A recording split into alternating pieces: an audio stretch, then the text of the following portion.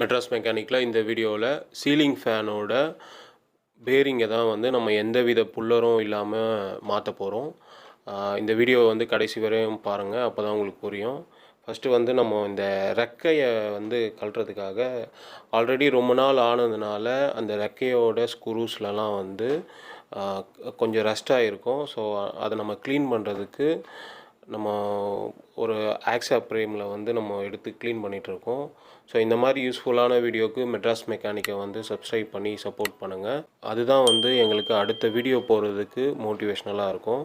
So first வந்து பார்த்திங்கன்னா நம்ம ஆக்ஸா ஃப்ரேமில் வந்து அந்த இடத்துல வந்து சென்டராக இருக்கிற இடத்துல வந்து நல்லா தேய்ச்சி விட்டுக்கணும். நீங்கள் வீடியோவில் பார்த்தீங்கன்னா தெரியும். கரெக்டாக அந்த இடம் வந்து ரெஸ்ட் இல்லாமல் இருந்தீங்கன்னா ஈஸியாக உங்களால் வந்து கழட்ட முடியும். ஒன்ஸு நீங்கள் ஒரு சைடு ஸ்க்ரூவை வந்து கழட்டிட்டிங்கன்னா அந்த ரெக்கையை வந்து அந்த பக்கமாக தள்ளினீங்கன்னா போதும், இந்த மாதிரி ஷேக் பண்ணிங்கன்னா போதும், அடுத்த ஸ்க்ரூவை வந்து இன்னும் கொஞ்சம் ஈஸியாக வந்து நம்மளால் கழட்ட முடியும். கொஞ்சம் அதிகமாக ப்ரெஷர் பண்ணி கழட்ட வேண்டியது இருக்கும். அந்தளவுக்கு வந்து ஏன்னா ரொம்ப நாள் ஆகிருக்கும் அதை வந்து கழட்டுறதுக்கு. ஸோ பேரிங் வந்து எதுக்கு மாற்றுறோன்னா, ரொம்ப நாள் ஓடிட்டே இருக்கிறனால அந்த பேரிங் வந்து போயிடும். சவுண்டு வந்து நைட் டைமில் வந்து அதிகமாக இருக்கும். அதனால் வந்து உங்களுக்கு தூக்கம்லாம் கெட்டு போயிடும். ஸோ அதனால் வந்து ஃபஸ்ட்டு வந்து ஒரு 6 மாதத்துக்கு ஒரு தடவை நம்ம பேரிங்கை மாற்றுறோம். அப்போ தான் வந்து நல்லாயிருக்கும். இல்லை சவுண்டு அதிகமாக கேட்டுச்சுன்னா உடனே நீங்கள் மாற்றிடுங்க. இதில் வந்து நம்ம எந்தவித புல்லரும் இல்லாமல் எப்படி அந்த பேரிங்கை வந்து கழட்டுறதுன்னு பார்க்க போகிறோம். ஸோ நம்ம வந்து ரெக்கையை எல்லாத்தையும் கழட்டியாச்சு. ஸோ நம்ம அடுத்தது வந்து இந்த ஒயர் செக்ஷனை வந்து கழட்டுறோம். ஒரு ஃபேனுக்கும் வந்து ஒரு மாதிரி இருக்கும். இந்த ஃபேனில் வந்து பார்த்திங்கன்னா ஒரே ஒரு ஸ்க்ரூ மட்டும் தான் வருது. ஸோ வேறு ஃபேனில் வேறு மாதிரி இருக்கும். அதுக்கேற்ற மாதிரி நீங்கள் கழட்டிக்கோங்க. ஸோ இதை கழட்டிட்டு வந்து பார்த்திங்கன்னா இந்த ஒயர் செக்ஷனை வந்து நம்ம வந்து ஒரு ஃபோட்டோ எடுக்க போகிறோம். ஏன்னு பார்த்தீங்கன்னா திரும்ப வந்து நம்ம ஒயரு வந்து கனெக்ஷன் பண்ணும்போது நம்மளுக்கு ரொம்ப ஈஸியாக இருக்கும். ஸோ அதை வந்து ஒரு பர்மனெண்ட் மார்க்கர் வச்சு நம்ம மார்க் பண்ணிவிட்டு அதை வந்து கழட்ட போகிறோம். உங்கள்கிட்ட வேறு கலரில் வந்து மார்க்கர் இருந்தால் கூட நீங்கள் கரெக்டாக அதுக்கேற்ற மாதிரி உங்களுக்கு எப்படி ஈஸியாக இருக்கோ அதுக்கேற்ற மாதிரி நீங்கள் மார்க் பண்ணிக்கலாம். ஸோ நான் இதில் வந்து மார்க் பண்ணிவிட்டு ஃபோனில் வந்து எந்தெந்த கனெக்ஷன் எங்கெங்கே போகுது அப்படின்றத நான் ஒரு பிக்சராக வந்து எடுத்து வச்சுக்க போகிறேன்.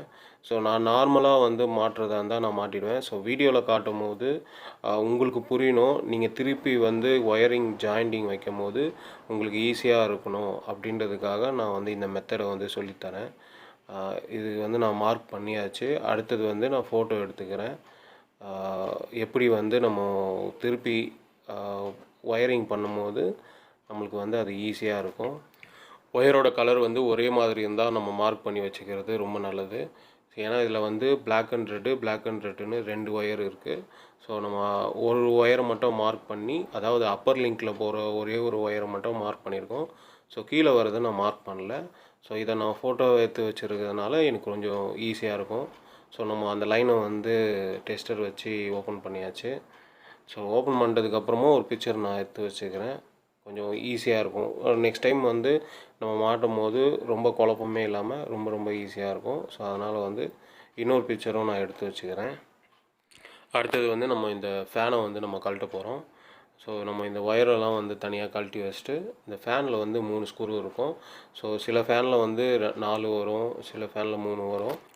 ஸோ இந்த ஃபேனில் வந்து 3 ஸ்க்ரூ இருக்குது. ஸோ அதை வந்து நம்ம ஆக்ஸா ஃப்ரேமில் வந்து அதையும் நம்ம க்ளீன் பண்ணிவிட்டு இதையும் வந்து நம்ம கழட்டணும். ஸோ கொஞ்சம் ப்ரெஷர் அப்ளை பண்ணிங்கன்னா ஈஸியாக வந்து கழட்டிடும். ஏன்னா நீங்கள் ரொம்ப லூஸாக வந்து டைட்டாக இருந்தீங்கன்னா அதுவே வந்து ஸ்லிப் ஆகி த்ரெட்டு வந்து ரொம்ப சீக்கிரமாக டேமேஜ் ஆகிடும். ஸோ ஒன்ஸு நீங்கள் வந்து கழட்டிட்டிங்கன்னா நீங்கள் புதுசு ஸ்க்ரூ கூட வந்து போட்டுக்கலாம். ஸோ அதையும் வந்து நம்ம கழட்டிடுறோம். சில ஃபேனில் வந்து பார்த்திங்கன்னா இந்த மேலே இருக்க ஒயர் வந்து ஈஸியாக எடுக்கிற மாதிரி இருக்கும். ஸோ இதில் வந்து அந்த லாக்கே வந்து கிடையாது. ஸோ அதனால் வந்து நம்ம ஒரு ஒயராக மேலே தூக்கி விட்ற மாதிரி தான் இருக்குது. ஸோ நம்ம மொத்தம் 3 ஸ்க்ரூவையும் வந்து கழட்டிட்டு ஓப்பன் பண்ண போகிறோம்.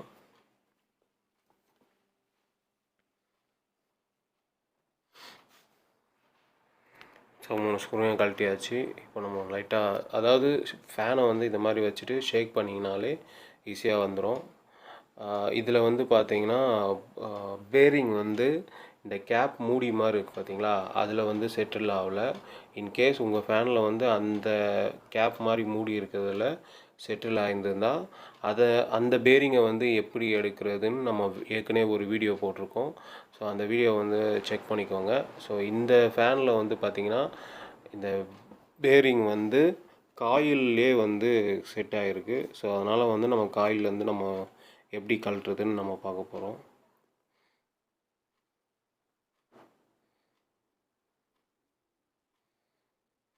ஸோ இந்த இடத்துல பார்த்தீங்கன்னா வீடியோவில் பார்த்தீங்கன்னா தெரியும்.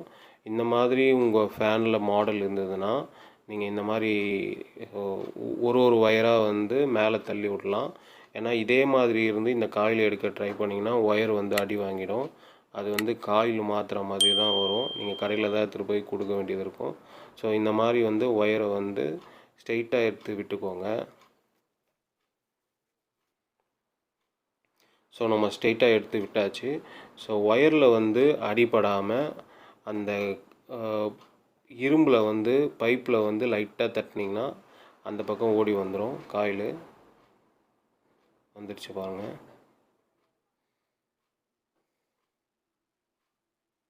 ஸோ இந்த ஃபேனில் வந்து பார்த்திங்கன்னா 2 மூடியிலையுமே வந்து காயில் இல்லை. இந்த ஓப்பனில் இருக்க மூடியில் வந்து இருந்ததுன்னா நீங்கள் லைட்டாக அந்த பக்கம் தட்டினீங்கன்னா இந்த பக்கம் காயில் வந்துடும். அது ரொம்ப ஈஸி. இந்த மூடி மொத்தமாக கீழே க்ளோஸில் இருக்கிற அந்த ஃபேன் மூடியில் வந்து மாட்டி இருந்ததுன்னா அதை எப்படி எடுக்கிறதுன்னு வெறும் மெழுகு வச்சே நம்ம எடுத்துடலாம். அதை வந்து நம்ம எப்படி எடுக்கிறதுன்றத வீடியோ போட்டிருக்கோம். வேணால் நீங்கள் அந்த வீடியோ வந்து நான் டிஸ்கிரிப்ஷனில் தரேன், நீங்கள் வேணால் செக் பண்ணிக்கலாம். ஸோ இதில் வந்து பார்த்திங்கன்னா இந்த காயில் வந்து பேரிங்கை வந்து எப்படி எடுக்கிறதுன்னு பாருங்கள். பெருசாக அதாவது அந்த சைஸில் இருக்க ஒரு ஓப்பன் ஸ்பேனரை வந்து எடுத்து பொறுமையாக தட்டணும். அதாவது ரொம்ப ரொம்ப பொறுமையாக தட்டணும். கொஞ்சமாச்சு காயிலில் வந்து டேமேஜே ஆகாமல் தட்டணும். இன்கேஸ் காயிலில் வந்து சின்னதாக டேமேஜ் ஆனால் கூட ஃபேன் வந்து ஓடாமல் போகிறதுக்கு நிறைய வாய்ப்பு இருக்குது. ஸோ அதனால் வந்து ரொம்ப ரொம்ப பொறுமையாக தட்டுங்க. அந்த சுத்தியல் அடிக்கிறது கூட காயில் மேலே படாத மாதிரி அடிங்க. ஏன்னா காயிலில் பட்டுச்சுன்னா சின்ன கம்பி போனால் கூட உங்களுக்கு ஃபேனு வந்து ஓடவே ஓடாது. அதனால் வந்து பொறுமையாக தட்டுங்க. நான் ரொம்ப ரொம்ப ப்ரெஷர் வந்து கம்மியாக கொடுக்குறேன். கொஞ்சம் கொஞ்சம் பொறுமையாக வந்து தட்டினா தான் வந்து பேரிங் வந்து ஈஸியாக வந்துடும். ஏன்னா நம்ம புல்லர் வச்சு எடுக்கல, இதை தட்டி தட்டி தான் எடுக்க முடியும். அதே மாதிரி அந்த மேலே இருக்கிற ஒயருக்கும் வந்து எதுவுமே ஆகக்கூடாது. ஒருவேளை வந்து இந்த காயில் வரா மாதிரி உங்களது வந்து க்ளோஸில் இல்லைன்னா நீங்கள் வந்து ஈஸியாக வந்து தள்ளி விட்டு எடுத்துக்கலாம்.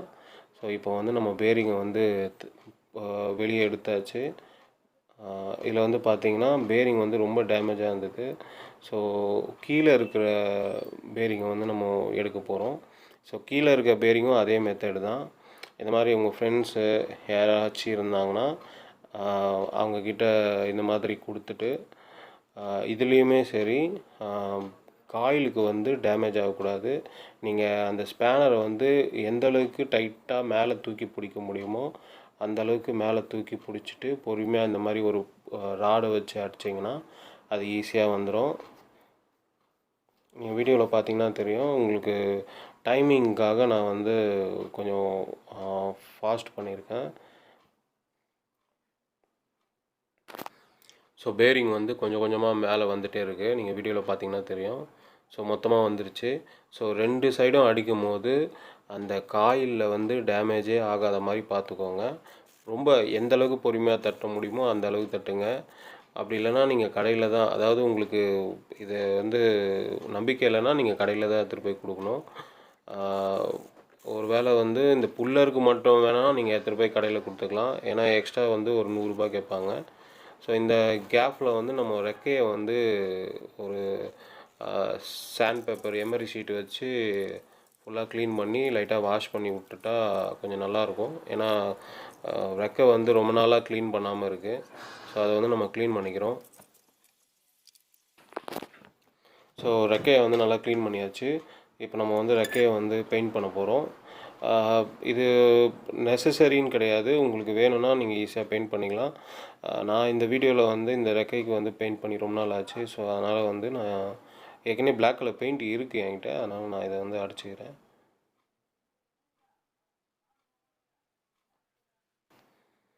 ஸோ பக்காவாக வந்து பெயிண்டிங் அடித்து முடிச்சாச்சு. ஸோ இப்போ நம்ம வந்து பேரிங்கை வந்து மாற்றிட வேண்டியதான். இந்த பேரிங் வந்து ரேட்டு வந்து பார்த்திங்கன்னா 2 பேரிங்கோட ரேட்டு வந்து 100 ரூபா. ஒரு பேரிங்கோட ரேட்டு வந்து 50 ரூபா. ஸோ இந்த பழைய பேரிங் எடுத்துகிட்டு போய் நீங்கள் எலக்ட்ரிஷியன் கடையில் கொடுத்தீங்கன்னா அந்த நம்பருக்கு தகுந்த மாதிரி உங்களுக்கு வந்து பேரிங் வந்து கொடுத்துருவாங்க. ஸோ இதோட நம்பர்லாம் நான் பார்க்கல, எடுத்துகிட்டு போய் நான் கடையில் கொடுத்தேன். அது சைஸுக்கு கரெக்டாக பேரிங் கொடுத்துட்டாங்க. ஸோ இந்த பேரிங்கை வந்து நம்ம ஈஸியாக போட்டுட்டு ஃபேனை வந்து ஒயரிங் பண்ணிவிட்டு மாட்டிடலாம். இப்போ வந்து பார்த்திங்கன்னா ஃபஸ்ட்டு வந்து இந்த நம்பருக்கு பார்த்திங்கன்னா தெரியும், 2 நம்பருமே வந்து சேமாக இருக்குது. ஸோ ஃபஸ்ட்டு வந்து நம்ம கீழே இருக்க சின்ன பேரிங்கை வந்து போட போகிறோம். ஃபஸ்ட் நம்ம அந்த இடத்துல லைட்டாக வந்து க்ளீன் பண்ணிக்கலாம். க்ளீன் பண்ணிவிட்டு பேரிங் வந்து நம்ம இப்போ போட்டுடலாம்.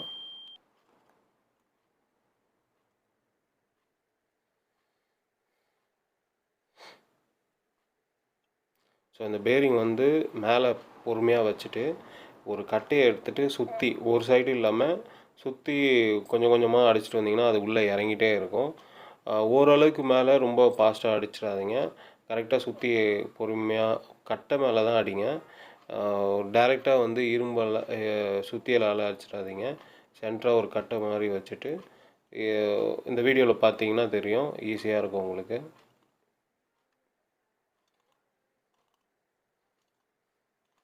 ஸோ ஒன்ஸ் வந்து நீங்கள் வந்து ஃபுல்லாக கட்டையில் அடித்ததுக்கப்புறம் லைட்டாக சுற்றி பார்த்துக்கோங்க, ரொம்ப ஃப்ரீயாக சுற்றுதான்னு. ஏன்னா பழைய பேரிங் வந்து நான் கழட்டி சுற்றும் போது ரொம்ப சவுண்டாக இருந்தது. இதில் வந்து சுத்தமாக சவுண்டே வரல, ஓரளவுக்கு நல்லா சூப்பராக சுற்றுது. ஸோ மாட்டிட்டு அதுக்கப்புறமா மேலே வச்சு அழுத்துனா அது ஆட்டோமேட்டிக்காக உள்ளே போய் செட்டில் ஆகிடும். ஏன்னா ஒரு பேரிங் வந்து ஒரு டைப்பில் இருக்கும். உங்கள் மேலே வச்சு கொஞ்சம் எக்ஸ்ட்ரா ப்ரெஷர் கொடுத்து ஸ்க்ரூஸ் பண்ணும் போதே அதோட இடத்துக்கு போய் நம்ம சேர்ந்துடும். ஒரு வேளை உங்களால் வந்து டைட்டாக உள்ளே வைக்க முடியலன்னா நீங்கள் இந்த மாதிரி டைட்டாக வச்சுட்டு ஒரு கட்டையை வச்சு தட்டினீங்கன்னா போதும். இந்த வீடியோவில் பார்த்தீங்கன்னா தெரியும், நான் கட்டையை வச்சு பொறுமையாக தட்டுறேன். ஸோ திருப்பி போடும் போதும் நான் அதே ஸ்க்ரூ, எனக்கு தெரிஞ்ச அந்த ஸ்க்ரூ வந்து நல்லா தான் இருக்குது, நான் அதனால் அதே ஸ்க்ரூவை வந்து யூஸ் பண்ணுறேன். திருப்பி வந்து நான் ஆக்ஸா பிரேமில் வந்து க்ளீன் பண்ணிவிட்டு ஸ்க்ரூவை வந்து நான் போட்டுக்கிறேன். ஸோ காயில் வந்து நம்ம தட்டினதுனால கரெக்டாக போய் வந்து சீட் ஆகிடுச்சு. ரொம்ப தட்டக்கூடாது, ஏன்னா இது வந்து காஸ்டிங் மெட்டீரியல், உடஞ்சிரும். அதனால் பொறுமையாக தட்டினீங்கன்னா இந்த மாதிரி கட்டையை வச்சு கொஞ்சமாக லைட்டாக சுற்றி தட்டினீங்கன்னா அது பொறுமையாக இறங்கிட்டே இருக்கும். உங்களோட பவர்லாம் வந்து இதில் காட்டுறாதீங்க.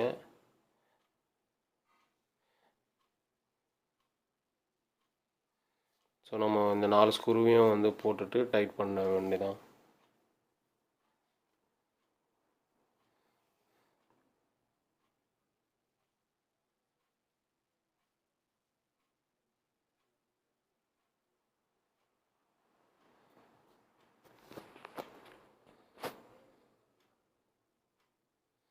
ஸோ இந்த மாதிரி நல்ல யூஸ்ஃபுல்லான வீடியோஸ் வந்து நம்ம சேனலில் வருது.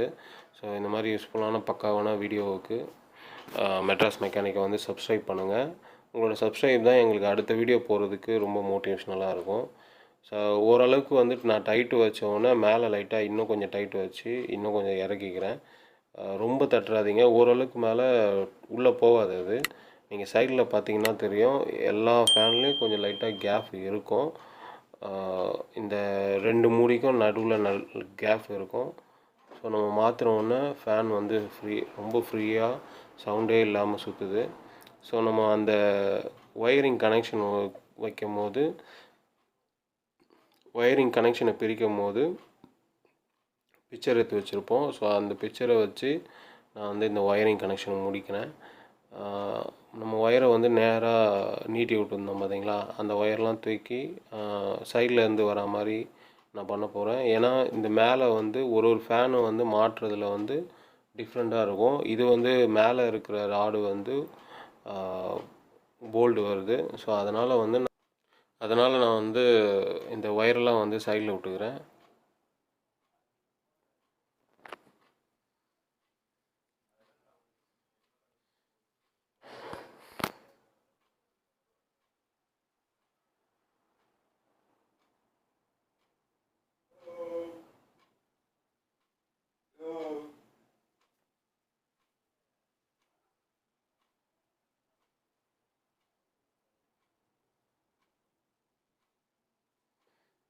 ஸோ எல்லா ஒயரும் வந்து நம்ம சைடில் விட்டாச்சு.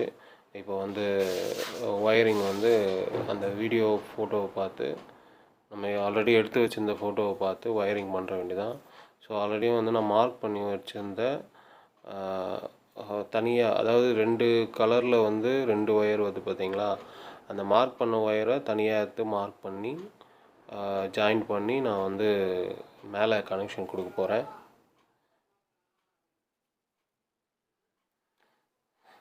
இது மாதிரி நீங்கள் ஃபோட்டோ எடுத்து வச்சுருந்தீங்கன்னா உங்களுக்கு ஈஸியாக இருக்கும்.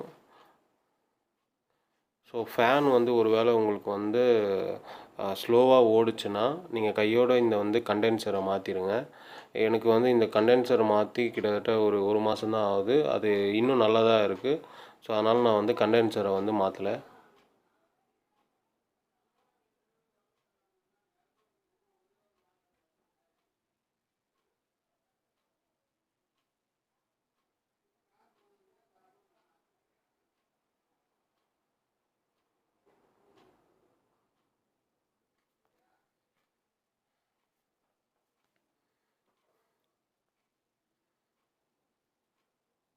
ஸோ நம்ம பக்காவாக வந்து கனெக்ஷன் கொடுத்தாச்சு.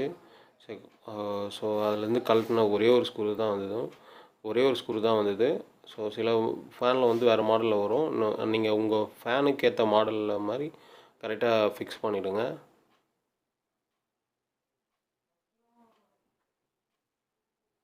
ஸோ நம்ம ஒயரிங் கனெக்ஷன்லாம் முடித்தாச்சு. ஸோ இப்போது ரெக்கையை வந்து நம்ம மாட்டிட வேண்டியதான். நீங்கள் வந்து இந்த மாதிரி ஸ்க்ரூ போட முடியலன்னா ஸ்க்ரூ வந்து ஸ்பேனர் மாதிரி வரும் இதே சைஸில். ஸோ நீங்கள் அந்த மாதிரி ஸ்க்ரூவை கூட வாங்கி போட்டுக்கலாம். திருப்பி நீங்கள் வந்து கழட்டும் போது உங்களுக்கு ரொம்ப ஈஸியாக இருக்கும். ஸோ ஸ்க்ரூவில் வந்து எந்தளவுக்கு நீங்கள் டைட் வைக்கிறீங்களோ அந்தளவுக்கு நல்லது. ஏன்னா முடிஞ்ச அளவுக்கு ஃபுல் டைட்டில் வந்து வச்சுருங்க. அது வந்து ரெக்கை ஸ்க்ரூவாக இருந்தாலும் சரி, ஃபேனோட ஸ்க்ரூவாக இருந்தாலும் சரி. ஸோ முடிஞ்ச அளவுக்கு ஃபுல் டைட்டு வச்சுருங்க.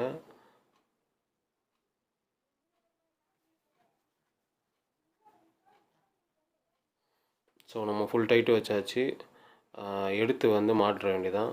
ஸோ நான் மாட்டுறதுக்கு கழட்டுறதுக்கு முன்னாடி மேலே இருந்து கூட நான் ஃபோட்டோ எடுத்து வச்சுருந்தேன். ஸோ அந்த ஃபோட்டோவை பார்த்தே நான் மேலே இருக்கிற கனெக்ஷன் வந்து நான் பண்ணிக்க போகிறேன். ஸோ இதில் வந்து பார்த்திங்கன்னா தெரியும், இந்த 2 ஒயர் வந்து மேலே மாட்டியிருக்கு. ஸோ அந்த 2 ஒயரை பார்த்து வந்து நான் கனெக்ஷன் பண்ணிக்கிறேன். இதை வந்து நான் ஏற்கனவே கழட்டும் போது ஃபோட்டோ எடுத்து வச்சுருந்தேன். ஸோ நம்ம திருப்பி மாட்டும் போது இது வந்து நம்மளுக்கு வந்து யூஸ்ஃபுல்லாக இருக்கும். ஸோ மேலே வந்து பார்த்திங்கன்னா ஒரு ஃபேனுக்கு வந்து ஒரு மாதிரி இருக்கும். எனக்கு ஒரே ஒரு நெட்டு தான் வருது. ஸோ அதுக்கேற்ற மாதிரி நான் மாட்டிட்டேன். இது வந்து மேலே இருக்க நான் ஏற்கனவே ஃபோட்டோ எடுத்து வச்சுருந்தேன் பார்த்தீங்களா, அதை பார்த்து நான் வந்து கனெக்ஷன் பண்ணியாச்சு. பண்ணி முடித்ததுக்கப்புறம் நான் மேலே இருக்க கேப்பை வந்து மூடிட்டேன். ஸோ இப்போ நம்ம ஆன் பண்ணி பார்த்துடலாம். ஃபேனு வந்து ரன் ஆகுது. ஸோ எந்தவித நாய்ஸும் இல்லை. ஃபஸ்ட்லாம் வந்து ஃபேனை போட்ட உடனே பயங்கரமாக சவுண்டு வரும். இப்போ வந்து எந்தவித நாய்ஸும் இல்லாமல் நம்ம ரெடி பண்ணியாச்சு. இந்த மாதிரி நீங்களும் வந்து உங்கள் வீட்டில் வந்து ரெடி பண்ணிக்கலாம். இந்த மாதிரி யூஸ்ஃபுல்லான வீடியோவுக்கு மெட்ராஸ் மெக்கானிக்கை வந்து சப்ஸ்கிரைப் பண்ணி சப்போர்ட் பண்ணுங்கள். அதுதான் எங்களுக்கு அடுத்த வீடியோ போகிறதுக்கு மோட்டிவேஷ்னலாக இருக்கும். தேங்க்யூ.